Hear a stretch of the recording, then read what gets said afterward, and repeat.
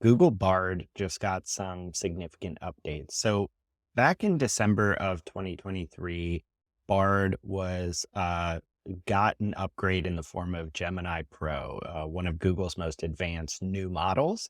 It was made available in Bard in English back at the end of 2023. Well, now Bard, powered by Gemini Pro, is available in 40 different languages and is now available in more than 230 countries. And as a reminder, we covered recently how a popular AI leaderboard actually ranked Bard with Gemini Pro as the second most capable AI model out there right now, behind only GPT-4 Turbo. It actually beat out some versions of GPT-4 and a bunch of other popular models.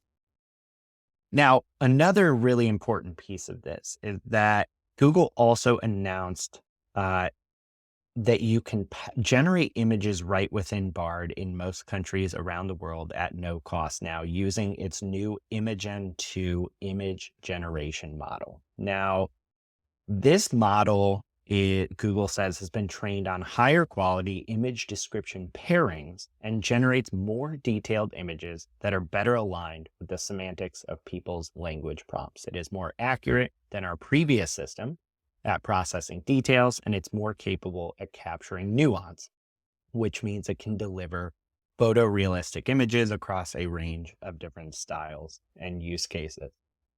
What's also interesting about this is that as Imagen 2 is rolling out across Google's suite of products, they have significantly prioritized the model's safety. They've added quite a few guardrails, technical guardrails, to prevent you from generating offensive content. They also conducted extensive red teaming to make sure they mitigate potential harmful and problematic content. And also, all images generated with Imagen 2 in consumer products are going to be marked by Synth ID, which is something we covered on a previous podcast episode. It is a tool developed by Google DeepMind that adds a digital watermark directly into the pixels of the image. So you can't see this with the human eye, but basically you can quickly identify if an image has been generated using AI technology. So Paul, as you're reviewing these updates, how big a deal are these advancements and these new features in Bard? Yeah, Imagen 2 is interesting because I don't know if people remember back, but when Midjourney and Dolly came out in was that like February, March 2022. So Mhm. before ChatGPT came out, we actually started seeing image generation tools. We weren't really hearing generative AI as like the category describing all these capabilities until ChatGPT is like really when that phrase started becoming very popular. But the reality is that in spring 2022, these image generation tools started emerging. Google did not publicly release Imagen. So they had a tool like Midjourney, like Dolly, but they did not release it. Maybe because the product wasn't ready. They explained it more as like a safety thing that they didn't put it out. And then we saw these capabilities start becoming available through, is it Vertex AI? I think Yeah. is kind of like the thing you can build on with Google that the average business person wouldn't be using Vertex, but a developer could build things on top of that. And so now we're seeing it directly built right into Bard. So I think that what we're starting to see is the more comprehensive approach that Google is taking to compete head to head with Microsoft and OpenAI and others here. And so the ability to have one Bard is free. It now has this very powerful large language model, as you mentioned, Gemini Pro, which is currently the second most powerful, built right in. And now you have a powerful image generation tool. We know they're going to mess with video. They Mm. own YouTube. Like video is coming to Bard at some point. It may not be in the form of Gemini Pro.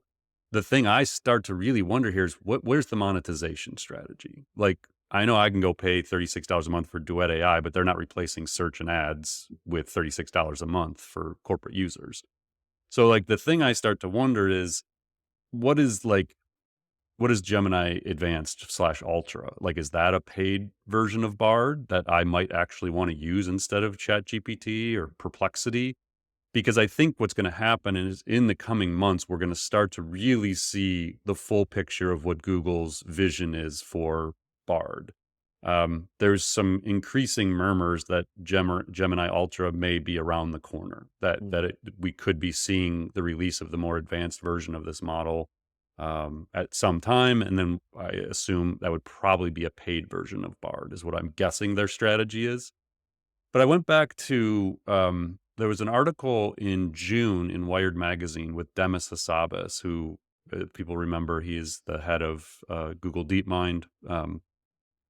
And he was talking about Gemini. It was like the first time that they really acknowledged that Gemini was something they were working on. And so I went back to that because I keep trying to figure out, like, what is the grand plan here? Like, where does Google go with this technology? Because their search business is being threatened. Like, they know that. Their ad model probably is being threatened in some capacity, as you and I have talked about. Perplexity is just a better user experience. Like, if I'm looking for information, I don't like 10 blue links anymore. Like, I don't want to click through stuff. Google knows that. Like, but they can't just replace their ad business overnight. It is where their money comes from. It's their profit engine. So they have to know that. And so what is the play here? And if you go back to that article in Wired magazine, Demis talks about like the infusion of their DeepMind capabilities with the large language model. Because one of the things Google has is DeepMind that no one else has.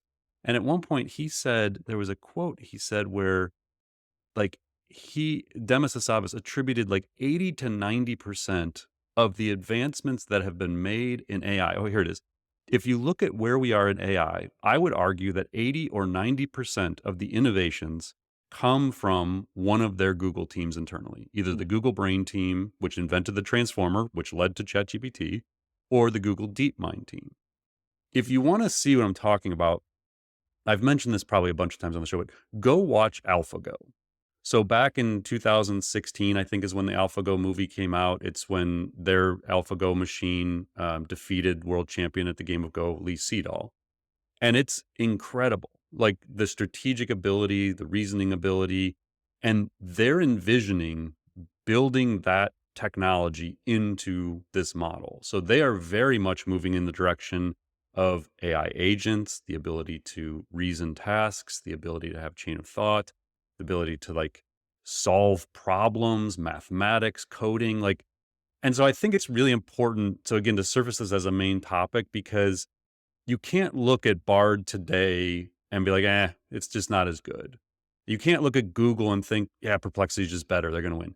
Mm. I've said it over and over and over again. You cannot bet against Google. They have more data than anyone probably, and they have more AI history and capabilities than most other companies, if not all of them.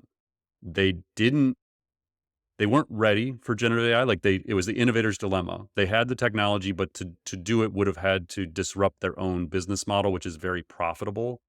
So they were stuck, and now they're trying to figure out their way around the innovator's dilemma, I guess, here, where their people have now come for their core business. But I think we just have to keep our eye on this. And for me, it's all about what is Gemini Ultra or Advanced and how does it fit into this picture? And I do think that in the coming months, we're going to have much more clarity around their bigger vision for what happens next. So it sounds like business leaders definitely need to be paying attention to the moves Google is making, especially as a marketer, if any of your initiatives or work touches any type of Google property, right? Like whether you're using their tools in your own work or you have an active presence on YouTube, et cetera, or in search, obviously. What do these updates mean for the average business leader trying to figure this stuff out? I don't know that they mean too much yet. I'll say what I'm doing, and I don't know if you're doing something similar, Mike, but so we have ChatGPT slash plus, like I have, the paid version personally, and then for the company, it is still my main tool. So the two tools I use in lieu of kind of what I might have previously done only in Google, I use ChatGPT plus a lot. Mhm. And I also use Perplexity increasingly for search. So those are like two daily workflow tools for me. They've become. What I think I'm going to likely now do with Bard is my normal use cases for ChatGPT, I will also probably run them in Bard side by side, and compare the outputs. Because Bard's free, I can do that. Like I don't have to spend another $20 a month to get, Gemini Pro and Bard. So this is kind of what I always suggest to people is Anthropic Claude is a really good tool. Bard appears to be a player. You have Chat GPT, maybe you have, Jasper or Writer or something like that. It's going to be a constant game of leapfrog. And I think when you have your core uses that are part of your daily workflow, or even like interesting ones you want to experiment with, run the same prompts through each of the tools. And, maybe it's every, couple months, or when a new update comes out in Bard, go back and say, okay, summarization, ideation, like whatever your normal uses are for these tools, go in and run them. And maybe like say, here's my 3 or 5 prompts. And every time there's a major update to a system, I'm going to go run these same 3 or 5 prompts and see the improvement for myself. I think that kind of consistent use of the same prompts that enables you to go and see the improvement on your own is a really helpful way to think about it.